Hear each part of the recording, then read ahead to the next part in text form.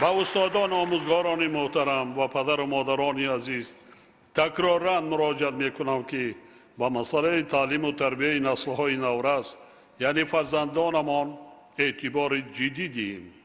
برای آنها شرایط بهترین مهیا کنیم تا که آنها بی‌سواد نمانند، خوانند، صاحب علم و دانش و کسب و هنر شوند، در آینده محتاج دیگران نگردند و تاجیکستان عزیزمان را صاحبی کرده آن را آباد و پیشرفته گردانیده توانند. جوانان ارجمند، فرزندان عزیزم، شما هم در نوبت خود خوانید، علم آموزید، صاحب کسب و زباندان شوید، وارث شایسته گذشتگان نیک نام و امروزیان باشید.